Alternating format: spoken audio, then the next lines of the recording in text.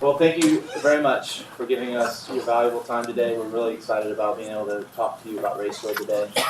My name is James Harris. This is my beautiful counterpart, Shelly Harris. You can say that because I'm his wife. I can say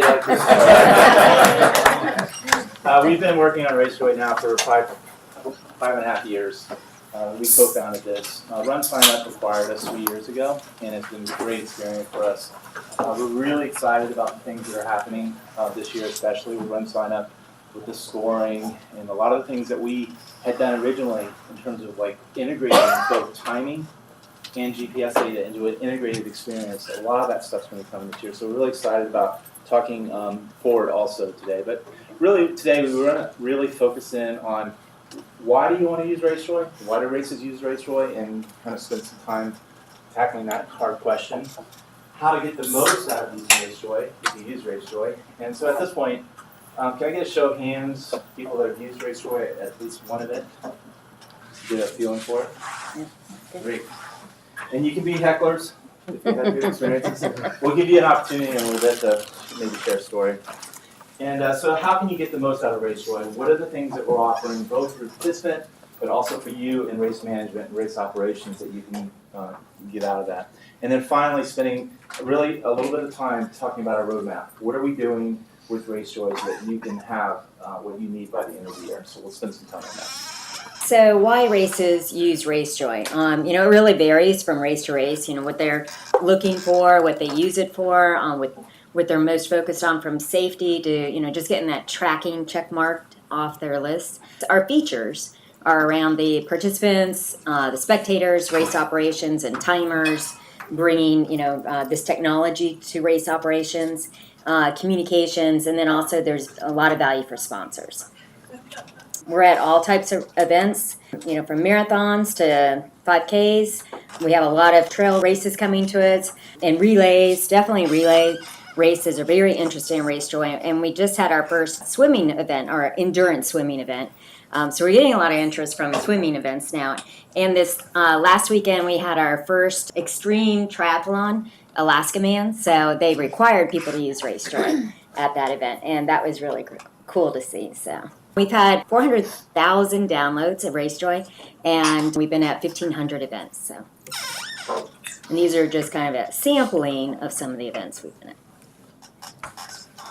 So for the participant, why are they interested in RaceJoy and why do they use it? And one of the main things is to get real-time performance information.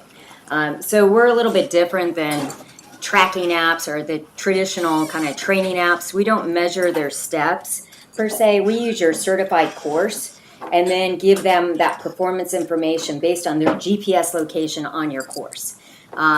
So this helps them kind of manage their race day, and it will be different than what they get on their Garmin because this is based on the actual course. So when they're going across your mile 2, they'll get their update in RaceJoy, and we send them out typically at every mile. So this morning, for those that used RaceJoy at the podium run that we did, I had a few people come back to me afterwards. We had some people that didn't run the whole course, turned around early. We had some people that went off course. So we had off-course alerts and stuff. So some of the things that happened, just to kind of share some of that story, one was, hey, I didn't get my progress alerts. And then we looked at the replay, and we'll be showing that in a minute. Well, they turned around at the top of the bridge. They didn't run all the way down. So remember what we're doing with this technology. This technology is completely centered on you providing us a path. That path is what we're measuring against, and we're providing notifications based upon proximity to a location on that.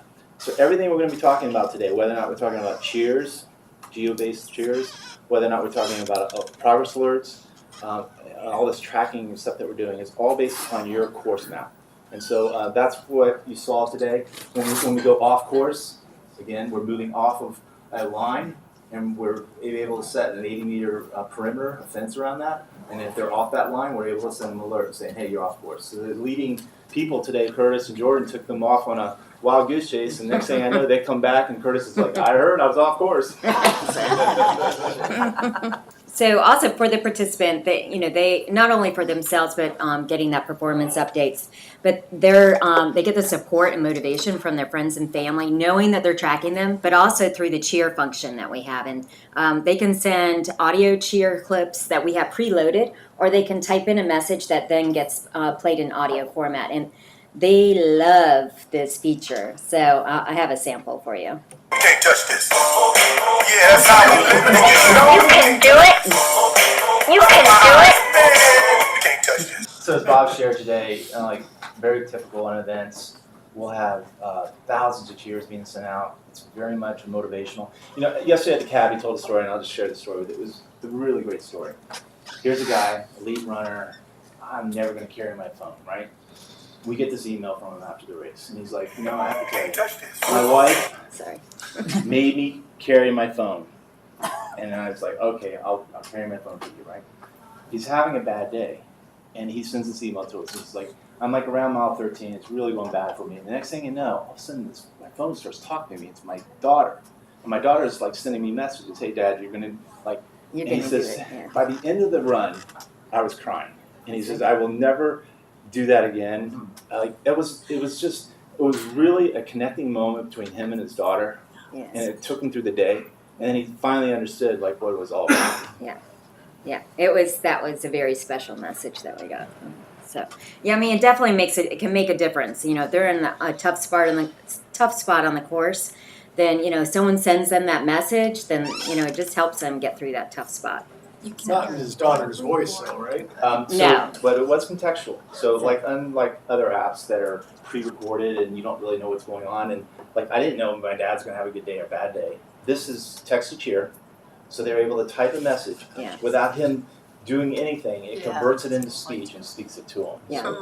So it's uninterrupted, which is nice because they don't have to look down at anything. So if you need to send them a message, you're not interrupting their race experience. It's as they're going. But it's in the, text-to-speech message is not their actual audio. But we've been told that people actually like that because it's really funny to say, hey, you sexy beast, and,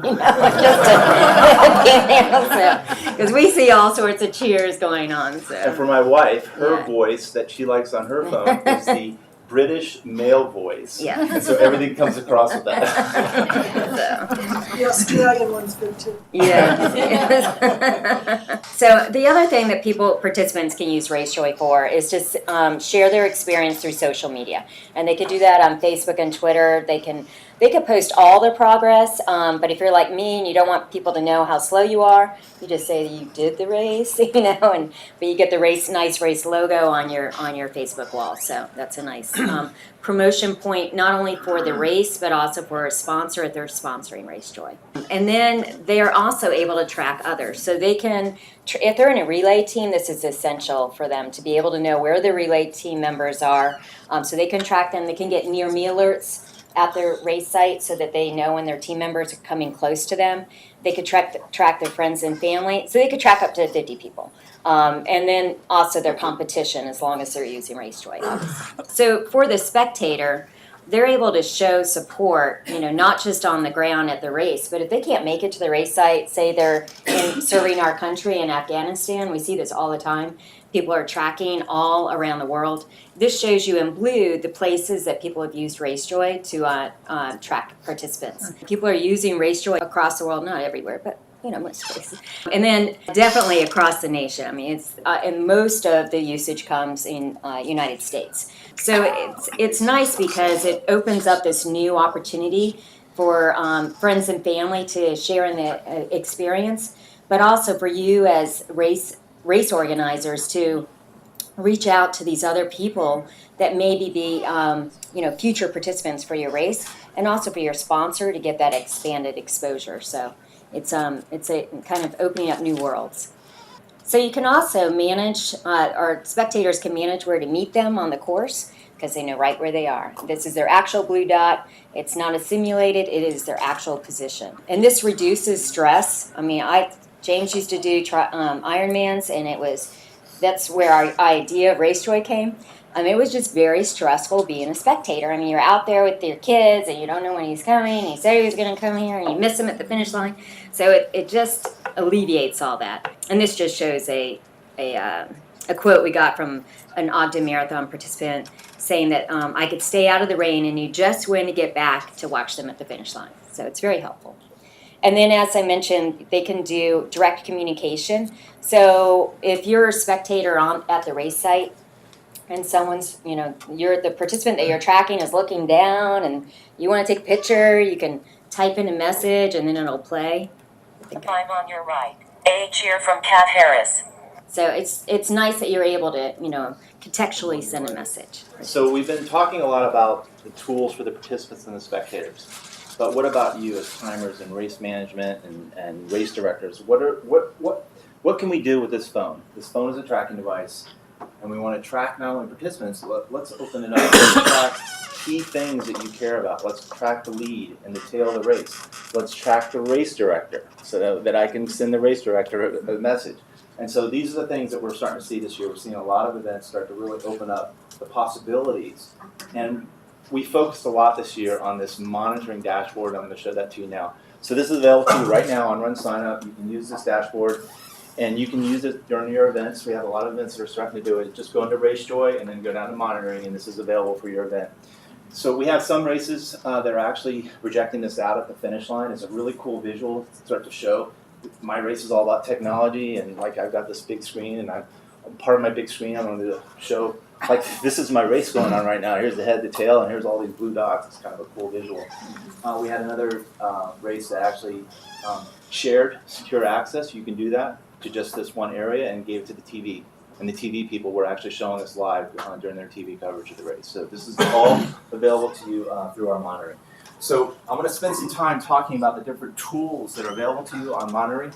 The key message here is that this is where we're going with giving you a performance slice to see the state of your event, how many people have passed milestones, and not only if they carry the phone, but if they don't, as we start looking at integrating your timing stuff through RD scoring.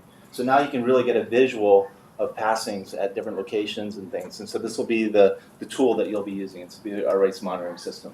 So the first one is a real obvious use case, and this is we're tracking different key people, lead and tail, sag, and race director. So again, these are things that could be thrown up on one view.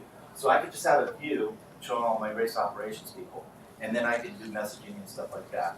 So Ryan shared a story recently. They had run Moorestown, and he was knowing that based on he's been putting RaceJoy on all his lead and sags, and he all of a sudden he's like, oh my gosh, what's going on? There's no way they can be this far along in the course. And the next thing you know, he's like, oh yeah, we have prize money. Oh, that's why these guys are running so fast. So he was like able to react on the spot. He knew where his race was. He was able to warn people up, finish, get ready. So again, these are tools that you have available to kind of manage things. So again, this is what you have. You can click on any milestone in the course, and you can look at the number of passings. This actually came from the Vermont Marathon. And so because Vermont is integrated timing and chip GPS data into one seamless experience, they're able to see on this both people that run with their phones and not. And so this is where we're going, and this will be available later this year as we start making this more available to all of our races. And so again, this is a really powerful tool. You can see how much of my race, I know I have a 2,000 person race, 1,000 people have gotten through this milestone, kind of important metrics to start looking at.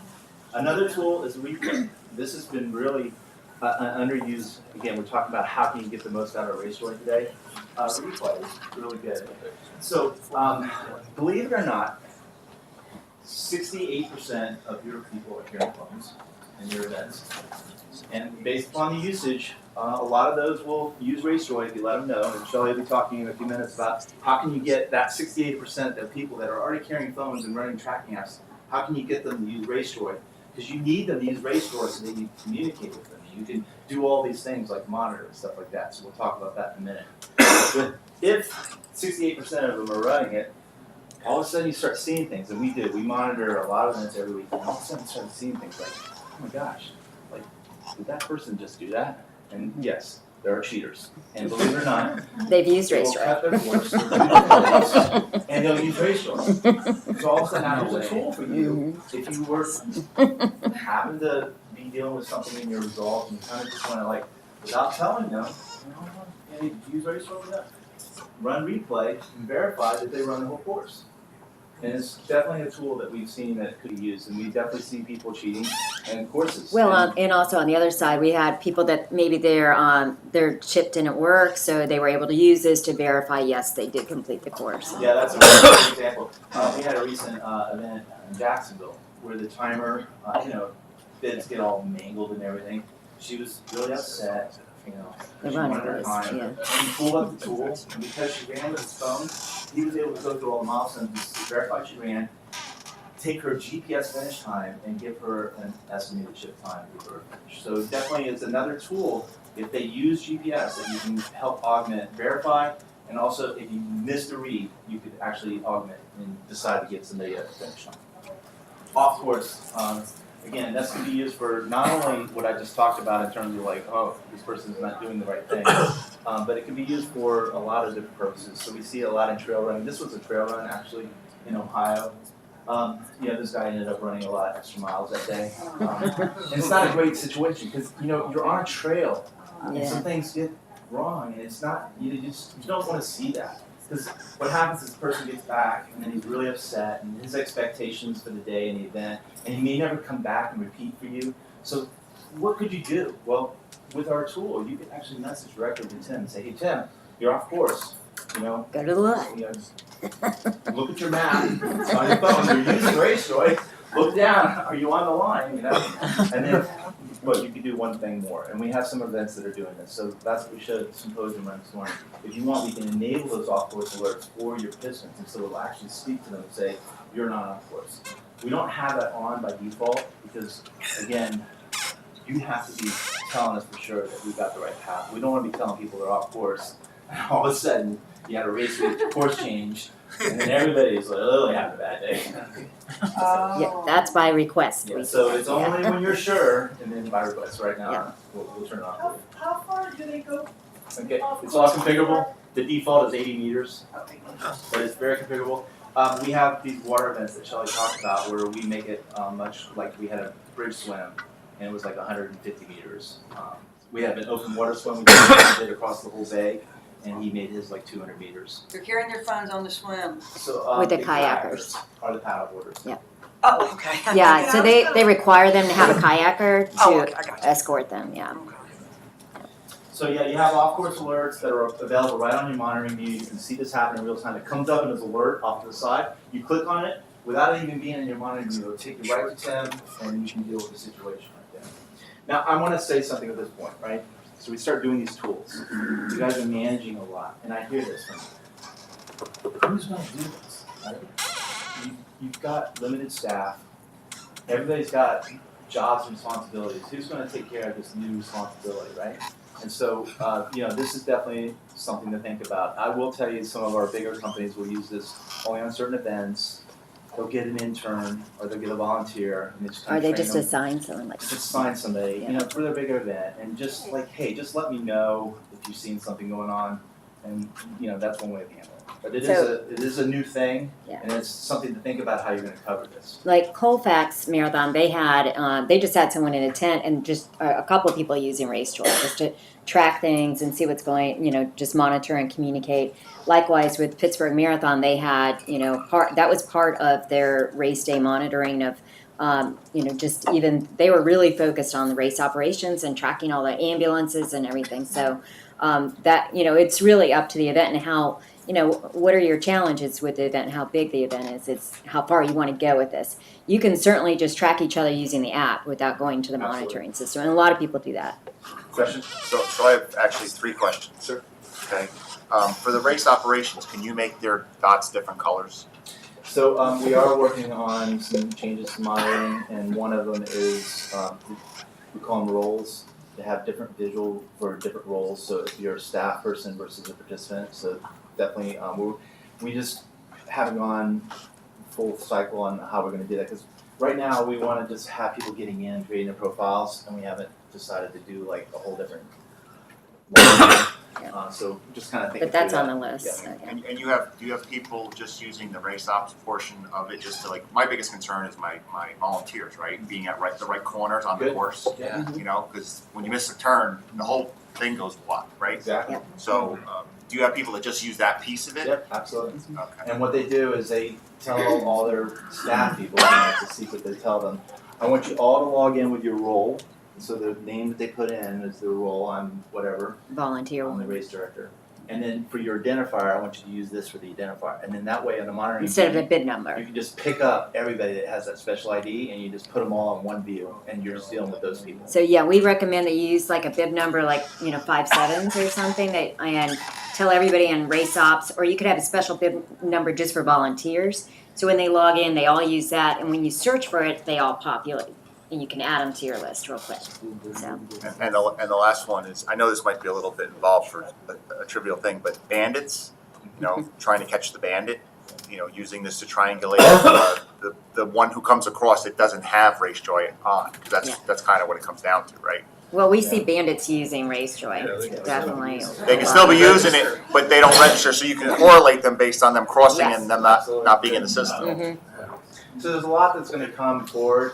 Again, GPS is not, I'll use the keyword here, not ever going to replace RFID time. Okay? Yeah. We're all about merging extra information in and making this what the participants want. Participants want this live tracking. This is the world they live in. They're playing these games. They're doing all this stuff. They think this way already. And you can't give them an estimate. They want live tracking. At the same time, they want that extra level of official results. And those official results will come from your timing. What we're trying to do is bring these two worlds into one and give a single race experience. Are any races buying RaceJoy for the participants and getting it to them? Oh yeah. That's the only way we do it now. Yeah. We Oh, because I was changed- thinking that's what I do. I Yeah. thought before you had to Yep. press like an app and then you Yeah. start getting We it buy. changed in Yeah, we January. changed it last year. Oh, okay. End of last year, I think it was. I haven't used it yet. I just consider I have a big bike net I want to track everybody on. I'm just Yep. saying that. From an operations point of view, is there a way to send out a mass message? Great, So- thank you. Perfect segue. Oh, great. Okay, good. Yeah. Move into communications. Yeah. Okay, so now we're Oh. tracking these phones, and we got all these phones. We need communication. We need to give you a communications source. So we're going to give you communications in 3 levels. The first level is mass communication with anybody that's in your event in the app, and that's going to be done through notifications. So we have the first level, which is I need to tell everybody, participants, spectators, something's going on. Peter knows the story really well from 2 years ago. I need to tell everybody something right now. And also friends and family so that everybody knows what's going on, okay? So you have mass communications.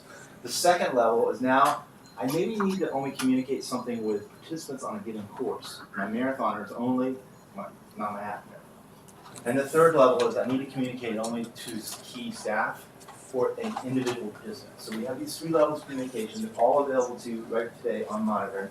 And the first level is called Buzz, and you can create, and you can pre-schedule this. Peter does this, he gets his pre-plan and he gets it all set up before even race day and he has it ready to go. So you can have pre-scheduled messages, you can use it, you can put links and sponsor logos and graphics and do whatever you want with this. And then those will go out on your scheduled time. So it's all automated and you just set it up and then Or it could be on the fly too. don't worry. Yeah. The second is like on the fly, I need to tell everybody something. And so all these come in as a notification. The people don't have to be in the app at all. It comes into the notification center in Apple and Android, and then they click on it and it takes them right into the Buzz area and then they see the message from the race director or from the race. So this is what we call the news area, and then it's under our Buzz bucket area. The second level and the third level is done from the monitoring view.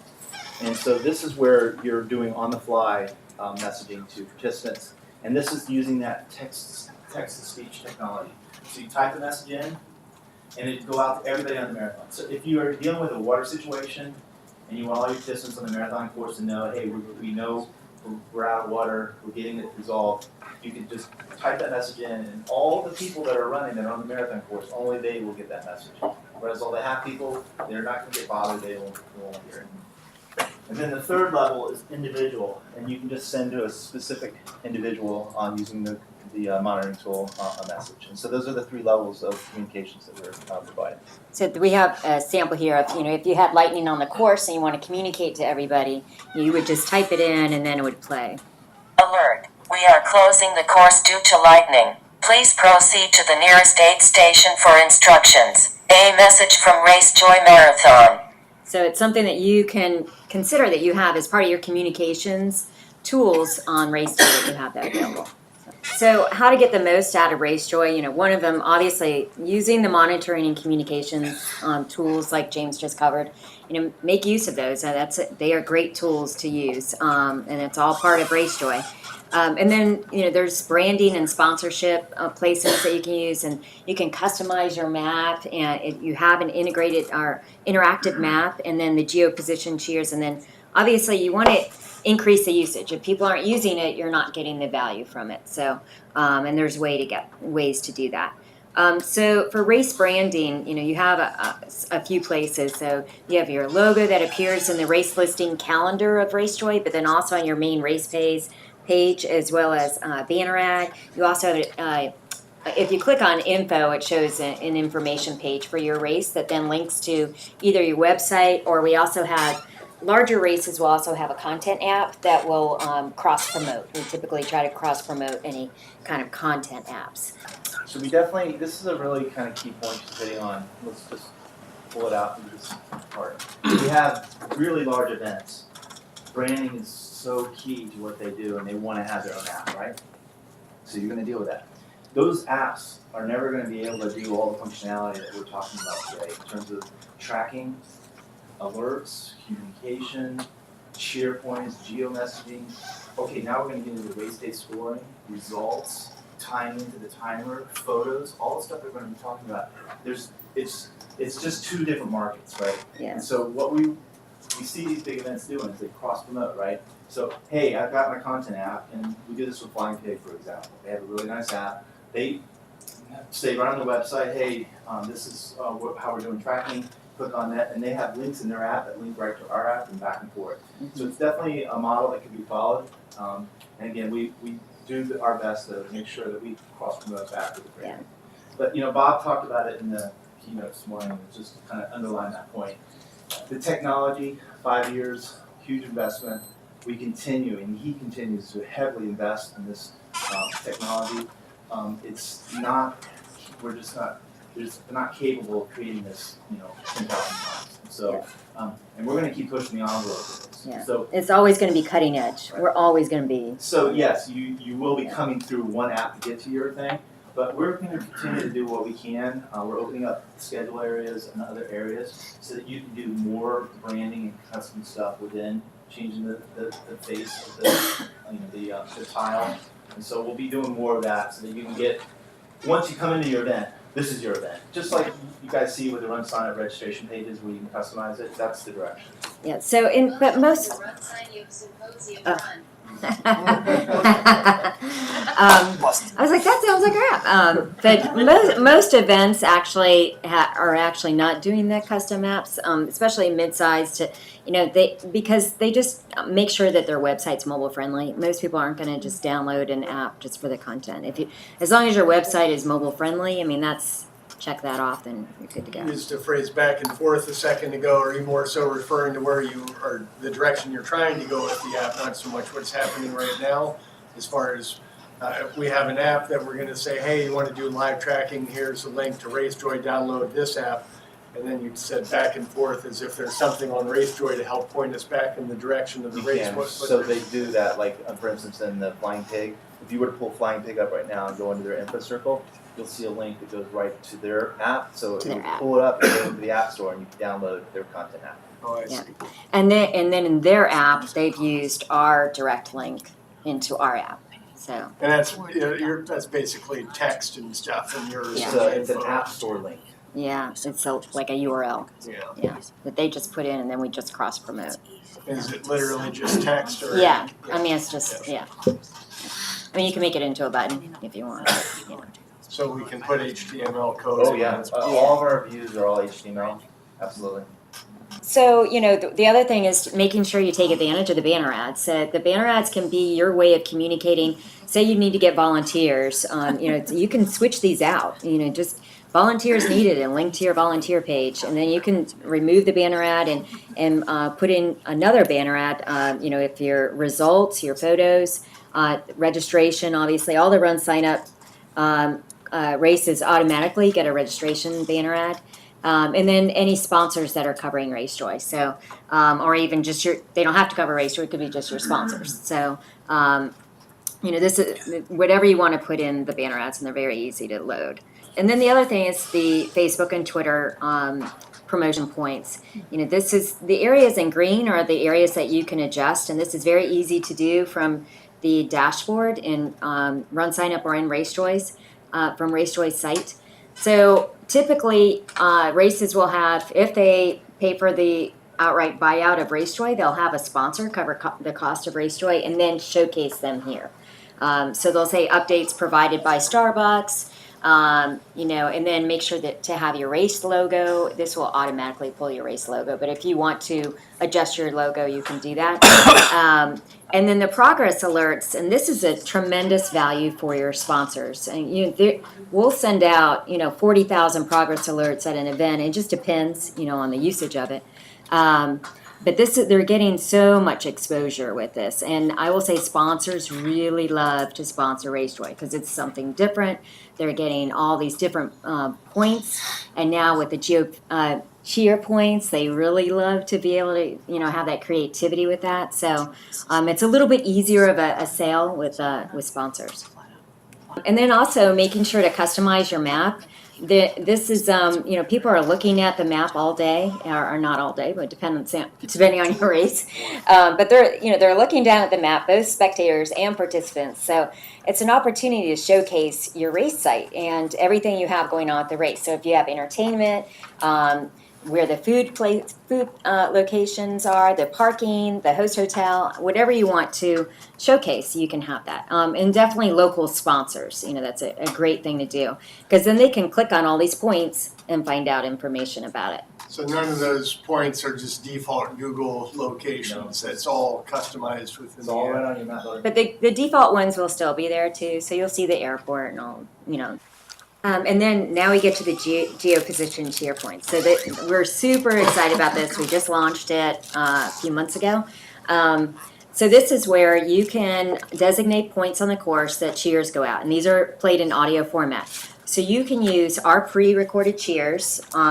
You could also load an audio file that you create or find, if there's some music that you want to play. And you can also type in a message that would then be played in audio format. So you can combine those if you want, or just even type in a message and have it played.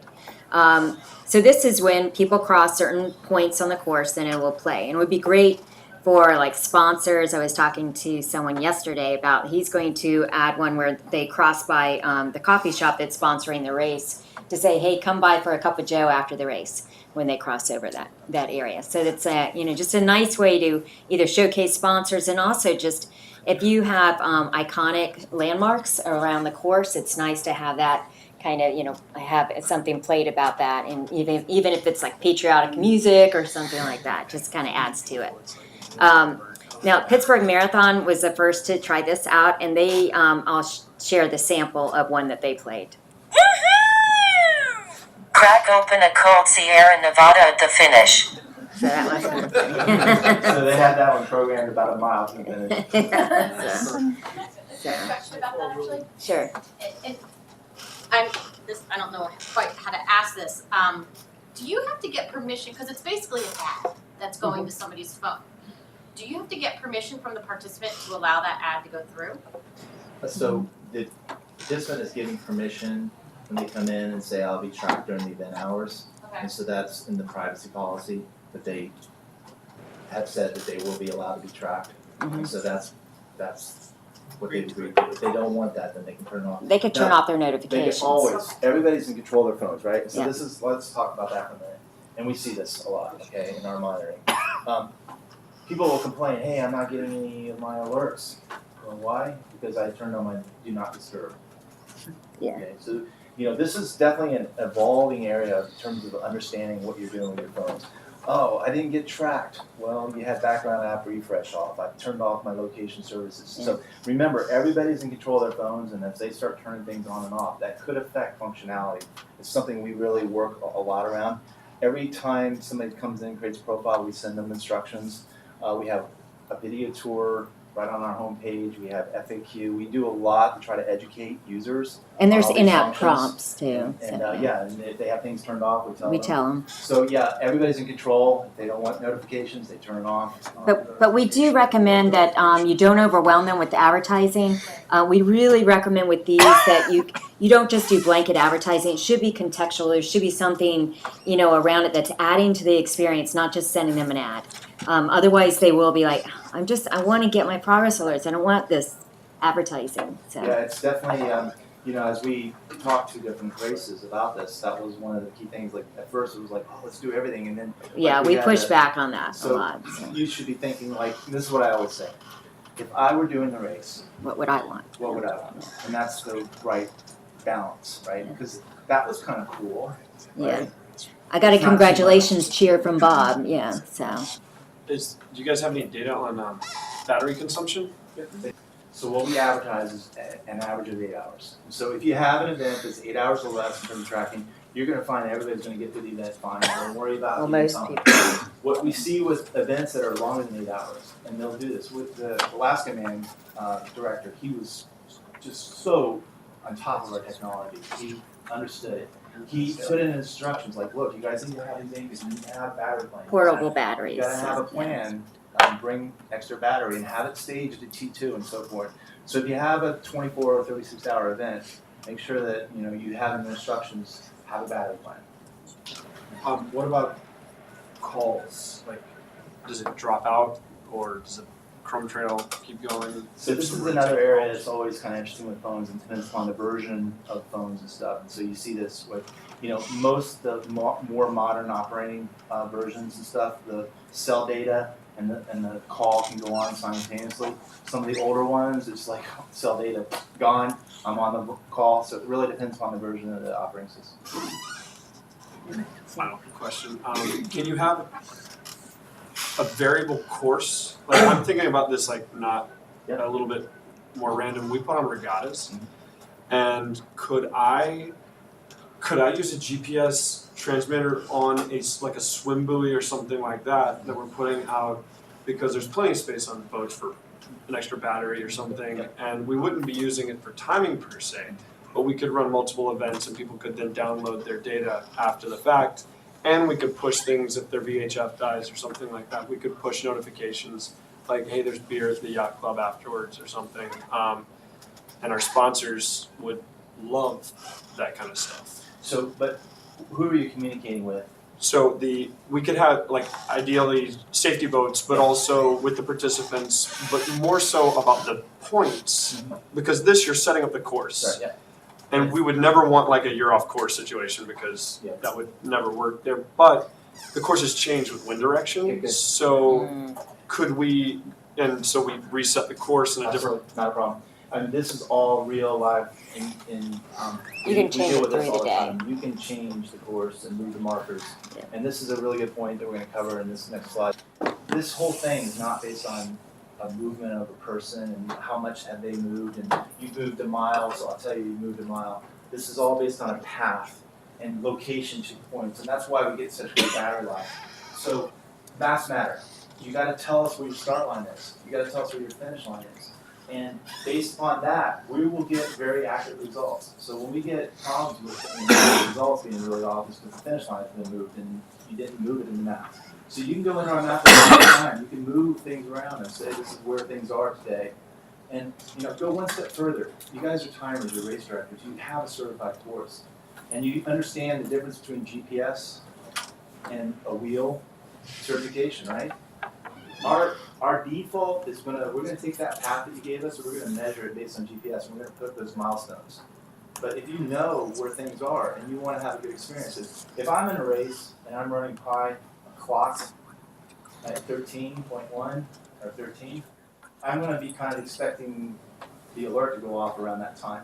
If I'm a half mile back and I get that, then you're gonna get, at the end of the day, people complaining the alerts were off, right? And that's not a great thing for you to deal with in terms of, surveys and response and stuff. So it's all on your map. You can move the markers to be where they are, and you can have a really nice experience where everything kind of ties together based on how you put your clocks out, how you put your mileage markers out. So it really just matter of just getting the markers set on where you want them, and you can move them in real time.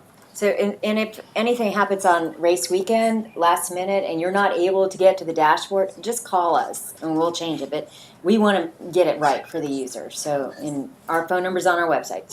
Is the dashboard mobile as well? Yeah, you can run it all right from here. Just go, it's a URL. So further to what Chris was saying, if the course does have to change and we change it on the map, you send out geolocation specific alerts. So anyone that has yet to get to one of the buoys that has now moved, It we would can be say a the great next buoy use is of that. shifted to whatever. That's an That awesome works. use of that, yeah. This is how we do monitoring. I'll be completely transparent. We've done a lot of races, and a lot of times the courses aren't given to us right. We're sitting there monitoring on weekends. We're monitoring every one of your courses. Yeah. And believe me, we are fixing stuff for you right now. Yeah. We would love and we would love that, It's stressful.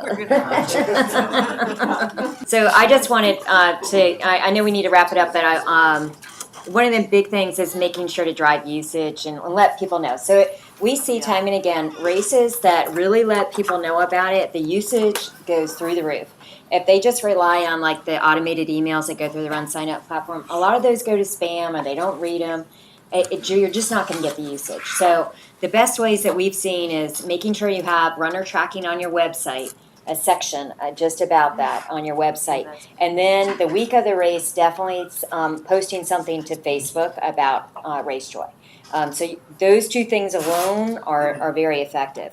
But we have a tutorial video that you can use. We have all sorts of tools that you can use, sample contents and graphics. And, races do different things with this. They get really creative, in their different materials.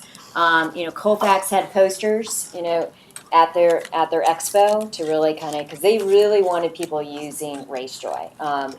And then the other point I forgot to mention before is that we do have some races that still do like text alert system, and you also use RaceJoy. So they just communicate. We have two types of runner tracking. One of them is through your phone, and then the other is text. If you want to see continuous tracking, use RaceJoy. So I do have a few minutes. I want to really hit a couple things really important. What are we doing, and where are we going from here? So we released this year. We did a lot of work on relays. Okay, so again, you're trying to increase your registrations, adding these relay components and stuff. And so this is a really important thing. So we've taken this phone, right? So we've done a good job of tracking individual phones, right? So you've seen that. We track distance. We can monitor individuals. Now we have a team of people, and they all have different phones. So how can we tie that collection of phones into an overall team, provide for team progress and team progress alerts, and then give them a visual that this leg is completed, that leg's underway, and so forth. And we've done that. So we released Relay version 2, had some really great events use this already. It's available to you. So if you have any kind of relays, it's really great.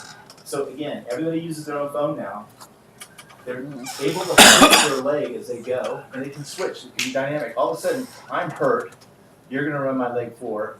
You just pull it up. I'm running leg 4. You hit start, and you go off. The time is cumulative across phones, and so they're getting really accurate team progress. Those alerts are going out with the team name, not the individual name. And then at the end, they can look at their team and how they did. The teams love it because they're able to see each other's positions and really do a lot with this. So it's a very nice experience if you're doing anything with relays. We've already talked about the off-course alerts. Photos. If you're going to stay in the session, Matt's going to be showing photos and going through all the things with RaceJoy photos next. But we're working, and we're going to make this even better. On our next version, when they click on it, it's going to be embedded inside of RaceJoy, so it stays with your branding. It'll stay with your banner ads and stuff. But what we've done is, if you're using RaceJoy results and showing results, when they click on the result, they'll have the banner for the photos, if you're using photos too. And it doesn't just go to a photo landing page where they have to search through everything. It will go to that user-specific photo. So Road Races used it 2 weeks ago. And so, as they clicked on results, they were able to go right to into their photos. It's a question. Just let me ask a simplistic question. I mean, where would that gal have her phone right now? It's on our arm. It's on her arm. Sorry. I think he needs glasses. Do you all do any testing, like sample, as a race director, we can sample this without paying all the Yeah, big fee? great question. Right on your main page of RaceJoy, there's a thing, a circle called Try RaceJoy. We have a lot of races doing this. If you're a little wondering, like, do I have good cell coverage and all? That's See a exactly lot of what we difference. do. Just go into Try RaceJoy. It's always on tracking. You just set up a personal ID. It's a little different than race day. You have to set up a PIN because it's always on. And you give that ID and PIN to someone else, and then you go do the course, and they can track and see that, oh, you dropped out, this is good. Okay, so it's always on, it's always available, it's free. Just last point, pricing. Two types of pricing. If you have a sponsor and you just want to just pay it out, it's very affordable. Most events like $300 or $750. You have your sponsor pay for it, and it's done, it's flat. The other is you can just turn on a processing fee model and add to your registration either 25 cents or 50 cents, and those are the two ways that you can pay for it. But if it's over 50 miles, I got a 100-mile bike course. Just call us and we'll make you We'll the get you best deal press. possible. It'll be affordable. Super. Yeah, if you have any questions, we're here for one-on-ones, or you can call us. So.